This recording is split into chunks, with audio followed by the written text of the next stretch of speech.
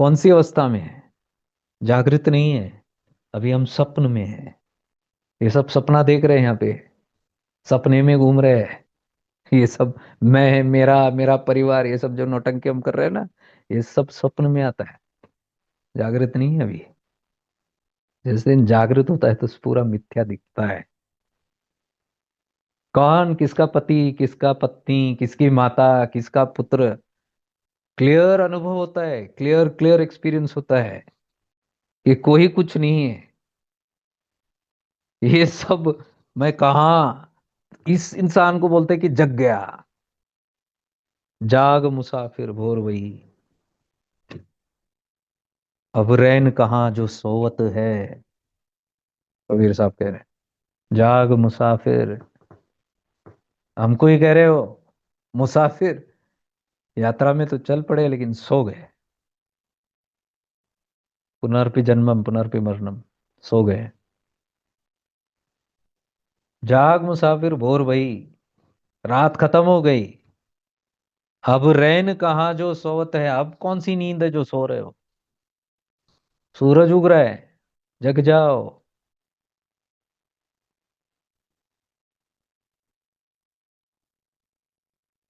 जो जागत है वो पावत है, जो सोवत है वो खोवत है।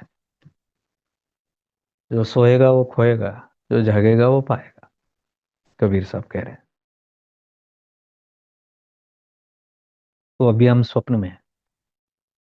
ये सारे जा रहे, सारे जो आप आंख खोल के देखो, ये पूरे दुनिया में सारे स्वप्न लोग है ये। सपने में जी रहे हैं सब। दिखने में जागृत दिखता है लेकिन पूरा स्वप्न लोग है, पूरा असली स्वप्न है। स्वप्न में जब हम रात को स्वप्न देखते कितना सत्य लगता है। मना कर सकते हो क्या आप उसमें? नहीं नहीं नहीं, बकवास ये सब। अभी आप बोलोगे अरे वो तो रात को जो मैं सपना देखता हूँ बकवास है, सपने में बोल के दिखाओ। सपनों में एकदम एकदम सत्य लगता है। सांप काटा तो वही दर्द होता है, चींटी काटा तो कैसे दर्द होता है वैसे ही वहां पे भी दर्द होता है। कोई चाटा मारा तो कैसे दर्द होता है वही, कोई गाली दिया तो कैसे ठेस पहुंचता है वैसे वहां पे भी स्वप्न में भी पहुंचता है। अगर हत्या भी करो किसी की या खुद मर जाओ, वो मरने का भी एक्सपीरियंस एकदम रियल होता है। दर्द भी वैसा ही होता है जैसे असली में होता है। स्वप्न का प्रभाव हुई है। तो यहाँ क्यों ऐसे लगता है कि ये स्वप्न नहीं हो सकता? यही पूरा त्रिपुरा रहस्य इसी पर है। पूरा जो अष्टवक्र की, अष्टवक्र गीता जो है, राजा जनक जो नींद से जगते हैं, रात को नींद में सो रहे हैं, और तुरंत वो ये स्वप्न देख रहे हैं कि पूरा दुश्मन ने हल्ला बोल कर दिया, और वो चीख रहे हैं, चिल्ला रहे हैं, बचाओ बचाओ, खटिया पे। और उनके जो सैनिक है, बॉडीगार्ड्स, वो देख रहे हैं कि महाराज को क्या हो गया, ऐसे क्यों चिल्ला रहे हैं। उनको पूरा पसीना छूटा हुआ है, और उठ के बैठते हैं वो सपने से जगने के बाद, और चीखते हैं कि सारे देखो घेर लिया है दुश्मन ने, वो भीतर आ रहे हैं। तो सारे उनके सैनिक कहते हैं महाराज शांत हो जाइए, कोई नहीं है, आप स्वप्न देख रहे हो। उनको थोड़ा समय लगता है ये जानने के लिए। आप खुद देखो ना हमारे स्वप्न कैसे होते हैं, ऐसे ही तो होता है। थोड़ा समय लगता है ये जानने के लिए कि हाँ भाई यहाँ तो कुछ नहीं है। फिर ये क्या है पसीना, ये क्या है जो दिल की धड़कन इतनी सत्य, इतना रियल, ये कैसे हो सकता है? अगर ये सपना है तो इतना सत्य कैसे, इतना रियल कैसे? फिर उनके सैनिक उनको समझाते हैं स्वप्न ही था महाराज। अचानक वो सब उनको देख के फिर उनको दूसरा ख्याल आता है, क्या पता ये भी एक स्वप्न है तो? क्या गारंटी है कि ये स्वप्न नहीं है? क्योंकि वो स्वप्न में इतना रियल था, सारा एक्सपीरियंसेस। अब मैं वहां से जग गया सोच रहा हूँ, लेकिन यहाँ आंख खुली है। क्यों? यहाँ पे भी अनुभव हो रहा है, यहाँ पे भी दर्द हो रहा है, यहाँ पे भी डर लग रहा है, यहाँ पे क्या डिफरेंस है, क्या पता ये सपना है कि नहीं? देखो एक्यूरेट क्वेश्चन है वो। हम बोलते हैं कि दे ही नहीं, महाराज कंफ्यूज हो गए। कंफ्यूज नहीं, एक्चुअल क्वेश्चन है। त्रिपुरा रहस्य का पूरा यही सीक्रेट है कि महाराज ने सही पकड़ा। राजा ने एकदम सही पकड़ा। उनका क्वेश्चन बहुत एनलाइटेंड इल्यूमिन्ड क्वेश्चन है वो। इसलिए कोई उनकी उत्तर दे नहीं पाते हैं, क्योंकि वो सब पूरे दरबार में सबको बुलाते हैं, आप बताओ। मैं इतना इतना तोहफा दूंगा सबको, अगर किसी ने भी मुझे सही जवाब दे दिया तो। और कोई बता नहीं पाता उनको। क्यों? क्योंकि कोई कोई भी जगा हुआ नहीं है। क्यों नहीं जगा पाते, बता पाते? क्योंकि कोई जगा हुआ नहीं वहां पे। सारे स्वप्न लोक में बैठे हैं उधर दरबार में। तो सपने में कौन बता सकता है ये स्वप्न है? क्या आप सोचो, आप सपने में बैठ के बोल सकते हो कि ये स्वप्न है? नहीं बोल सकते हो, सत्य ही लगेगा वहां पे। आपके साथ जितने भी लोग हैं वो बता पाएंगे? कोई नहीं बता पाएंगे, सब अपना अपना पात्र खेल रहे हैं उसके अंदर, सीरियसली। तो दरबार में बैठ के क्या चल रहा है? वही तो सपन लोक ही तो है वो। एक जागृत आता है भीतर, जगा हुआ अष्टवक्र। और वो पहचान जाते हैं कि यही मुझे सत्य का बोध करा सकते हैं, क्योंकि प्रश्न का उत्तर वही दे पाते हैं। जब अष्टवक्र आते हैं 8 जगहों से टेढ़ा होके, शरीर उनका,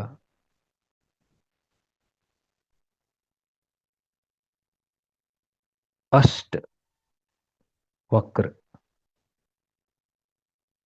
अष्ट कमल, कुछ सिमिलरिटी लग रहा है? पराशक्ति में हमने किया था। अष्टपाश, 8 बॉन्डेजेस, वो जो पाश, बंधन, जो हमको जकड़ के रखता है जिंदगी से, जैसे ईर्ष्या, क्रोध, लोभ, मोह, इस तरह के, all these qualities bind you. इसको पाश कहते हैं। अष्टकमल, अष्टपाश। और अब देखो अष्टवक्र, ये सब डीप सिंबॉलिक है सब। 8 बेंड्स, ये तो बेंड्स है ऑफ लाइफ। तो चैतन्य, शुद्ध चैतन्य जब शरीर लेगा तो अष्ट बेंड है तब। 8 बेंडेड बॉडी ही है हमारा, हमारा जो प्रकृति है, इट हैज गॉट 8 बेंड्स। उसके अंदर परमात्मा जी रहा है,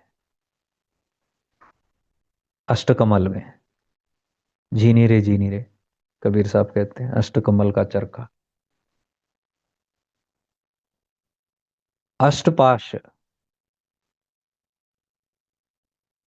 ये पाश हट गया तो मैं परमात्मा बन गया। ये पाश, पाश यानी रस्सी जो मुझे बांधता है। पाश से ही शब्द आया पशु। जब शुद्ध चैतन्य बंध जाता है अष्टपाश से, तो पशु बन जाता है। तो वही जो अष्टपाश को हटा सकता है वो है पशुपति, पशुपतिनाथ, शिव का ही तत्व,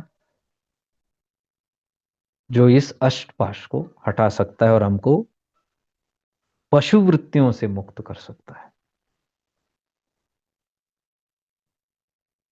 यही लिंक है अष्टवक्र।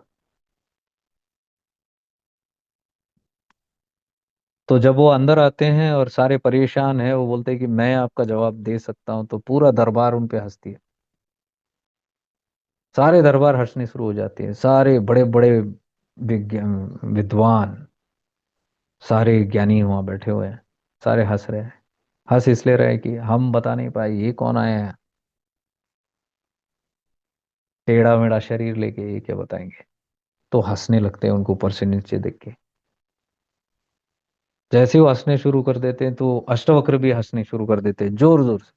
जैसे अष्टवक्र हंसते हैं तो सारा दरबार शांत हो जाता है, ये क्यों हंस रहे हैं? तो राजा बोलते हैं कि इनकी हंसी तो समझ आई, आप क्यों हंस रहे हो? बोलते हैं कि मैं इन पर हंस रहा हूँ।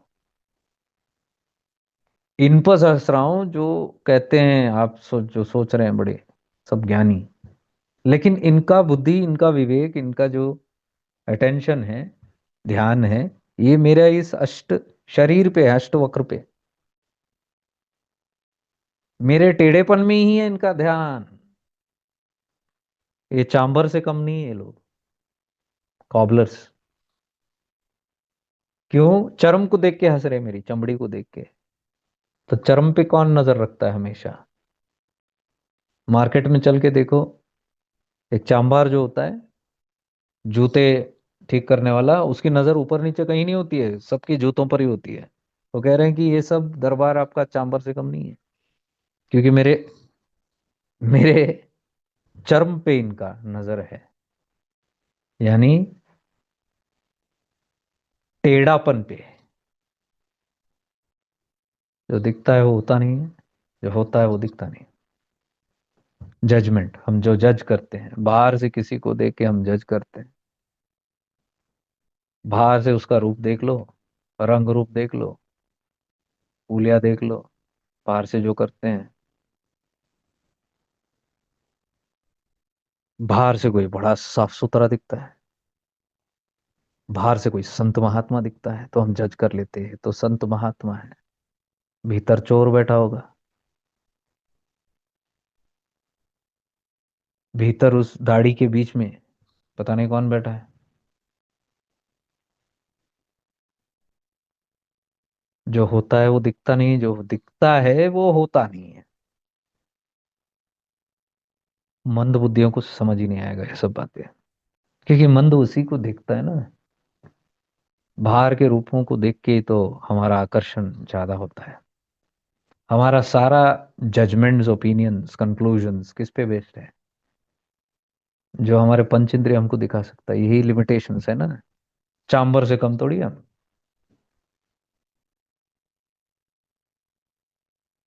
तो वो हंसते हैं, तब राजा जनों को पता होता है यही है जो मुझे सत्य बता सकते हैं।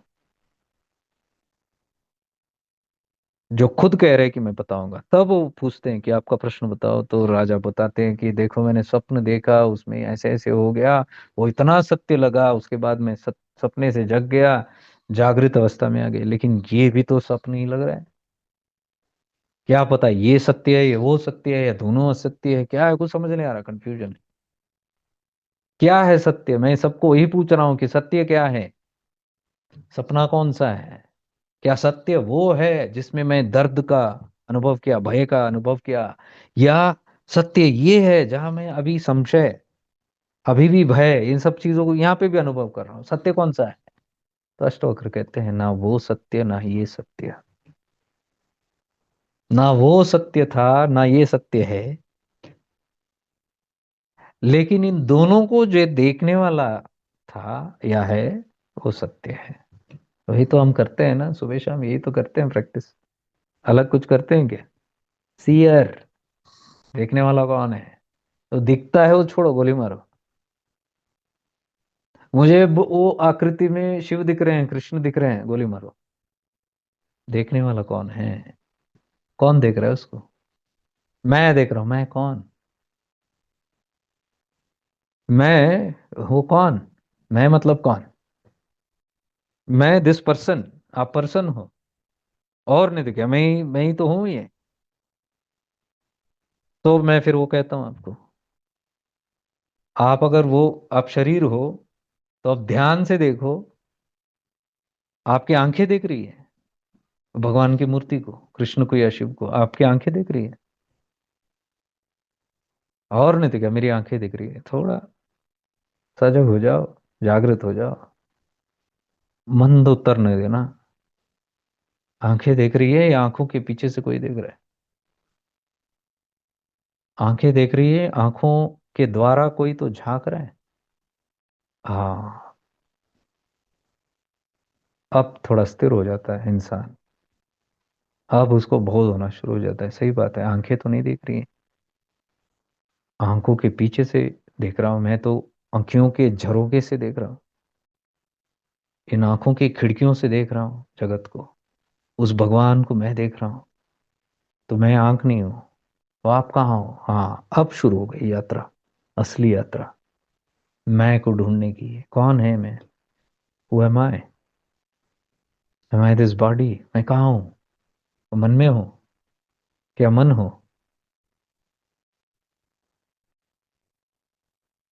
अगर आप मन हो तो रात को कहाँ हो? रात को भी आप जिंदा हो ना? रात को तो मन नहीं होता। तो इस प्रकार से जब इंसान शोध करना शुरू करता है, उसको पता, क्लियर पता चल जाता है, विथ प्रैक्टिस, ज्ञान लेके नहीं। यहाँ वहां से ज्ञान लेके नहीं कि मैं आत्मा नहीं हूं, मैं शरीर नहीं हूं, ये सब चीजें। Some of you write all those answers, right? I laugh at it. You are all writing all your by-hearted sentences. When I ask you, who are you? You say, I am not the body, I am not the intellect, I am not this, I am not that. Do you have an experience of it? We must talk by experience, not by memory. Leave these habits now, talking of memory. That is why I don't discuss further, because you are talking by memory. I don't want to talk to memories. I want to talk to awareness. I would rather prefer talking to awareness, not memories, not minds. You are in your minds. So do not by heart and give answers. I am not the body. I am Shivoham. I am Shiva. I am not the body. I am the soul. शिवोहम, ये जिंदगी भर गाना गाओ, जन्मों जन्मों तक गाना गाओ, कभी बोध नहीं होगा।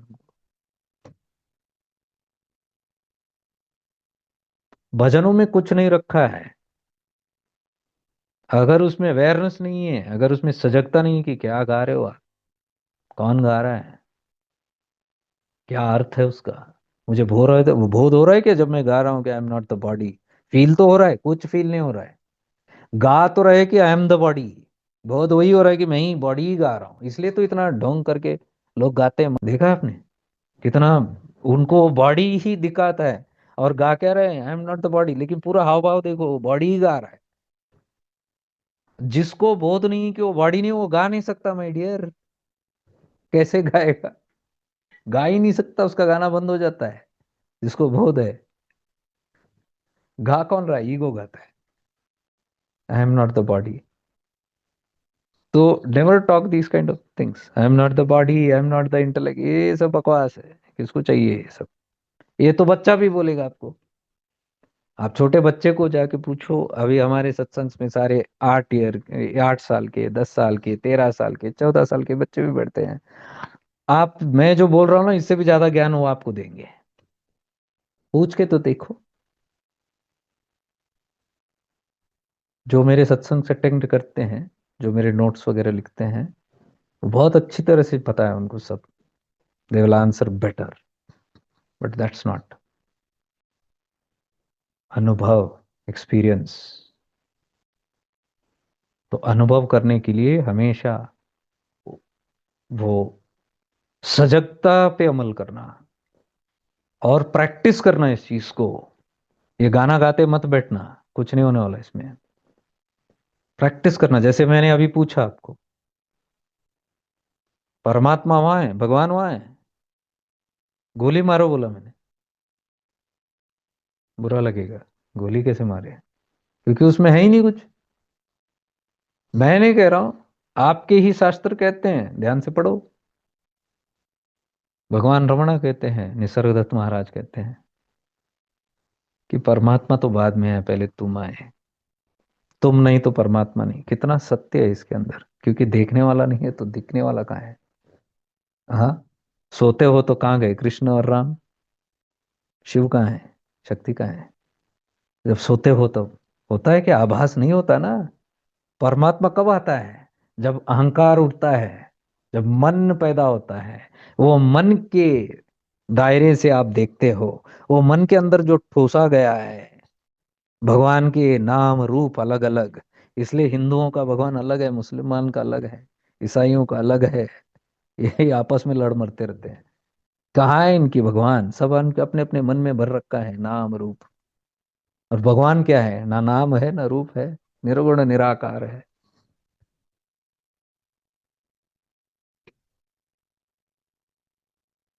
शिवा शिवा लाख पुकारे, शिवा हाथ ना है। मौला मौला लाख पुकारे, मौला हाथ ना है। लफ्जों से हम खेल रहे हैं, माना हाथ ना है। सिर्फ शब्दों से खेल रहे हैं। शब्दों से बहल रहे हैं। किसी को शिव का घमंड है, किसी को शक्ति का घमंड है, किसी को हनुमान का घमंड है, किसी को जीसस क्राइस्ट का घमंड है, किसी को गुरु नानक का घमंड है, किसी को अल्लाह का घमंड है। ये घमंड में ही फंसे रहे हैं।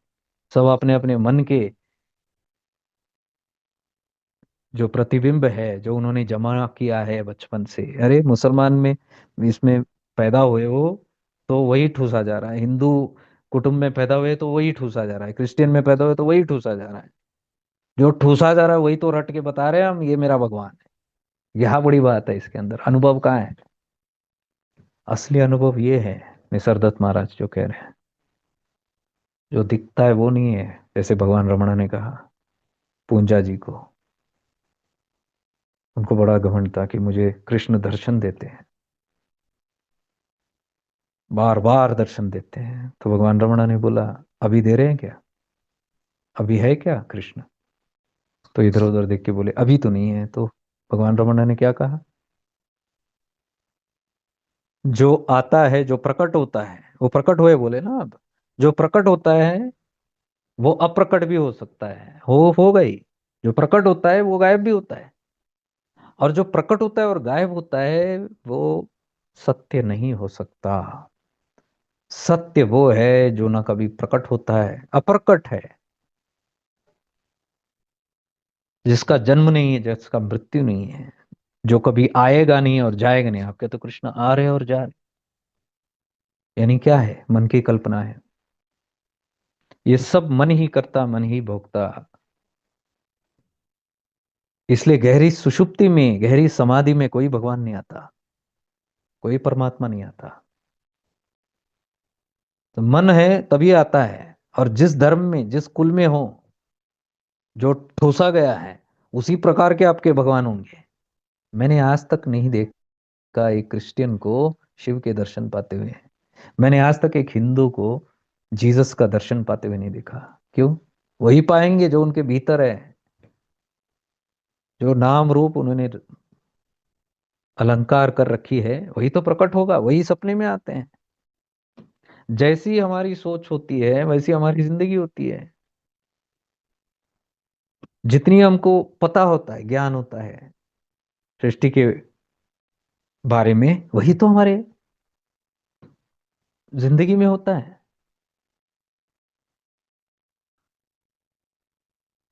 जो भी आपको बोला जाता है, भगवान हो या भूत हो, ये पट्टी पढ़ाया गया आपको ना। किसी ने आपके मन में डाल दिया है, भगवान को भी डाला है, भूत को भी डाला है, और दोनों आपके लिए सत्य है कि नहीं?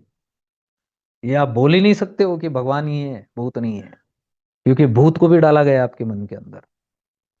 भूत से डर है, भगवान से प्रेम है। और कभी दोनों को ठीक से नहीं देखा, कभी दोनों को ठीक से परखा नहीं।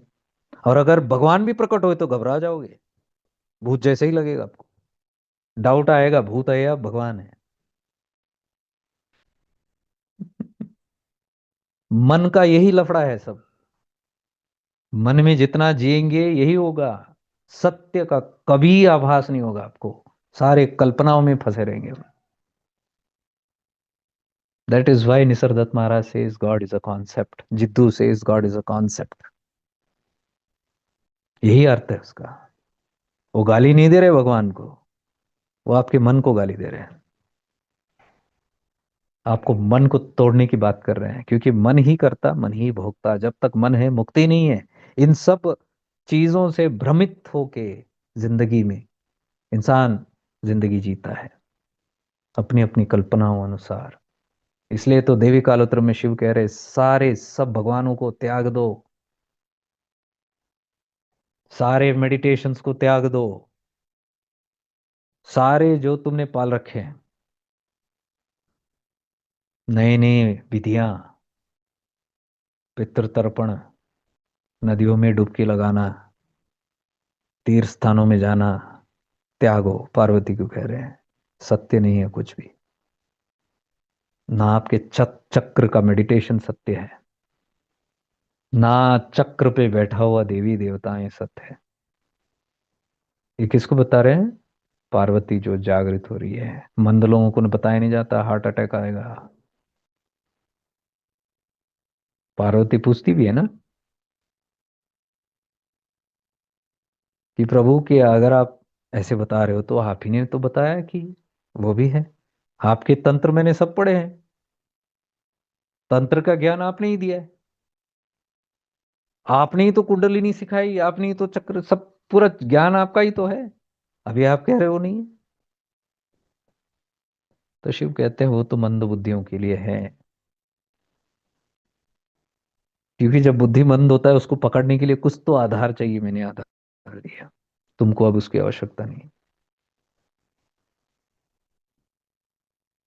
और जब तक इन सब कॉन्सेप्ट्स को आप नहीं त्यागोगे, शिव कहते हैं उनको, आप मुझे प्राप्त कर ही नहीं पाओगे। क्यों? यही जो अभी मैंने बताया आपको, ये सब जितने भी आप चीज पकड़ोगे आडंबर, ये सब आपके मन को भ्रमित करके रखेगा, और जब तक मन है तब तक शिव नहीं प्राप्त होगा। मन का नाश होने के बाद ही शिव होता है। मन यानी अहंकार। अहंकार मन के द्वारा पुष्ट होता है, और मन का काम है धर दबोचना, हर एक चीज को धरता है, छोड़ता नहीं है। सारे कॉन्सेप्ट्स को पाल रखता है, क्योंकि उसमें वो जिंदा रहता है। मन, मन जिंदा यानी अहंकार जिंदा। यही चंड का काम है, सूक्ष्म काम है, बहुत सूक्ष्म है। अहंकार ऐसे ही जिंदा रहता है, कभी मरने नहीं देगा। अभी मैं अगर ये बोल रहा हूं ना, तो चंडमुंड आपके भीतर कई लोगों के अंदर से शुरू करेगा तांडव। मेरी तो छोड़ो, मैं तो अभी हिम्मत करके बोल रहा हूँ, क्योंकि मैं तो पहले ही बोलता था, पहले बाद में डर लगा है। लोग पीछे लगे थे 5 साल पहले, ये पागल हो गया है, क्षणा बता रहा है। तो मैं उदास भी हुआ, ये तो सत्य आभास हो रहा है। मैंने बोला वाह रे वाह, भगवान की कृपा है। फिर लिया, फिर शुरू कर लिया। फिर लोग थोड़ा, फिर भी लोगों को वो भी पच नहीं रहा कि मेरे शिव ऐसे कैसे बोल सकते हैं। ये है प्रभाव, चंडमुंड का प्रभाव। धूम्रलोचन बुद्धि को भ्रमित कर रखता है, धूम्रलोचन चंडमुंड की वजह से। और वो जल्दी मरता नहीं। ये सारे असुर हमारे भीतर ही है, 9 असुर। ये असुर जब तक नहीं मरता, तब तक मुक्ति नहीं पा सकते हम, शिव को नहीं प्राप्त कर सकते हम। यही पार्वती की साधना। पार्वती जो शुद्धिकरण कर रही है यही सब, क्योंकि पार्वती ने ही रचयिता की, और पार्वती भ्रमित हो गई इन सब चीजों से, फिर वो खो गई अपने आप को, फिर वो मूलाधार में जाके बैठी। कहाँ थी वो शिव के साथ, सत्य और चित, कहाँ पहुंच गई? मूलाधार में। मूलाधार में जाके सुषुप्ति में। फिर धीरे धीरे उठी सपने। ये देखो सपना सब वो यही है, जैसे यात्रा हो रही है, जग रही है। वो जो आपका अच्छा कॉन्सेप्ट है ना, 3.5 फेरे मार के बैठी हुई सर्प, जो सदियों से सोई हुई है, और अचानक शक्तिपात होता है, फिर वो जगती है और बड़ी क्रोधित होती है, और उग्र होके क्या क्या बना रखा है स्टोरीज। अच्छा है, रियल ही है, एक तरीके से रियल है। बताते हैं कि वो जग गई है, अब उसको और कुछ नहीं चाहिए, अब वो बड़ी उग्र और बड़ी वेग से ऊपर उड़ती है कुंडलिनी। क्यों ऊपर उठती है? क्योंकि वो मिस कर रही है शिव को, सदियों से उससे दूर रही है, अभी वो जग गई है।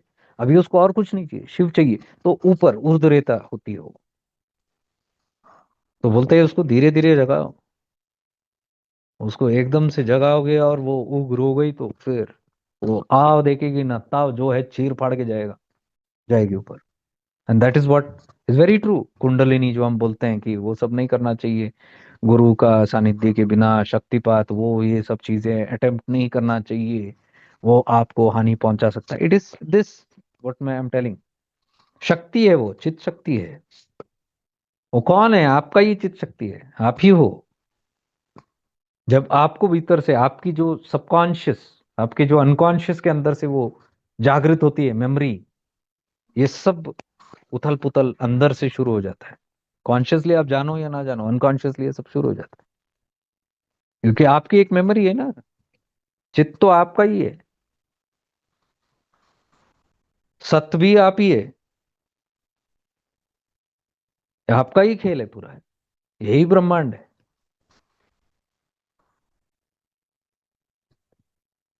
तो वो पूरा